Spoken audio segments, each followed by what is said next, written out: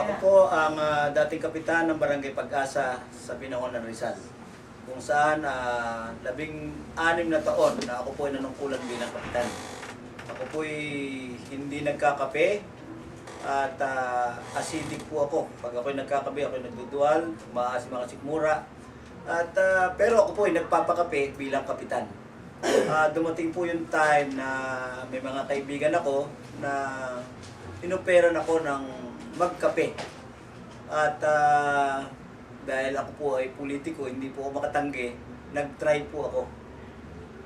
Nung akin pong makita na naramdaman ko sa aking katawan, in 30 seconds, 5 minuto, wala akong nararamdaman. Sabi ko, mukhang okay sa akin to. So, dumating po yung time na pinag-try ako nung Rewire. Yung energy drink. Pinatikim din po ako dahil ako po ay diabetes. At alam naman natin, pag may diabetes ka, unang nararamdaman mo, namamanhid ang iyong mga kamay, yung palad mo, yung paa mo, binti ko, kumikirot minsan. At higit sa lahat, pakiramdam ko para ako laging uhaw, gutom.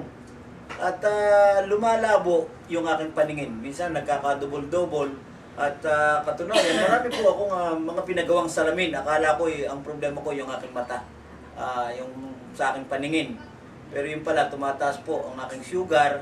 At ito pala yung palatandaan ng mga pagtaas ng iyong sugar, itong aking diabetes.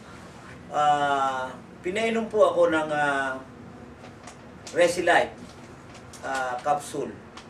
At inumpisa ko sa dalawa sa umaga, dalawa sa tanghali, dalawa sa gabi. Sabi nila wala raw po naman itong overdose.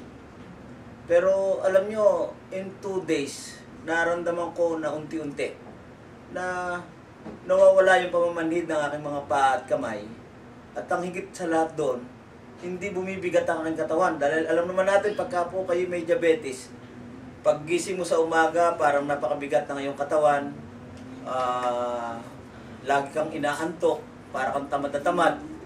Pero naramdaman ko noon, parang sumigla ang katawan. Dumating po yung time na kumandidato po ako ng konsyal sa aming bayan, sa Binangonan, Rizal. At may malaki ng pagbabago sa aking katawan.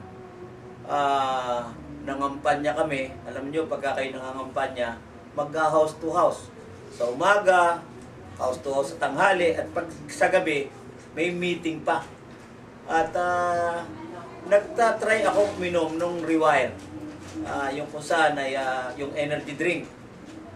Pag minom po ako ng Resilife at Rewire, ang lakas ko.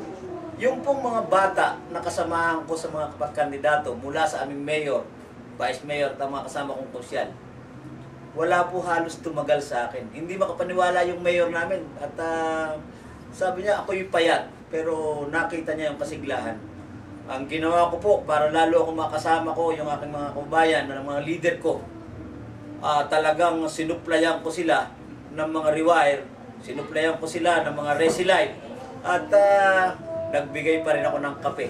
Alam nyo, masiglang-masigla po ang aking mga kasamahan. Ako'y nanalo bilang konsyal. At ang pakiramdam ko ngayon, pag ako'y nag-uopisina, masigla ang aking mga kasamahan, ang aming mga kabayan, dahil hindi lamang po ang naitutulong ko sa kanila yung technical, kung hindi po yung tao na pag may problema, pag binigyan nyo po ito ng magandang kalusugan, nakakatulong po ninyo sa paglilingkod sa bayan. Kaya sabi ko nga, sa pangalan po ng kapayapaan, kaayusan, at kasaganaan, ang serbisyong dalisay po, may bibigay po ninyo sa mga taong nangangailangan pag ikaw mismo, physically, malakas, masigla, at may presence of mind. So maraming salamat po sa Panginoon, salamat po kay Sir Ara, salamat po sa Resigo product, salamat po sa mga taong tumutulong at gumagamit po ng Resigo. Tayo po ay magkape, magkapera, at nang sa ganon, magsama-sama po tayo sa paglilingkod sa ating kapwa. Magandang araw po at maraming salamat sa inyo lahat.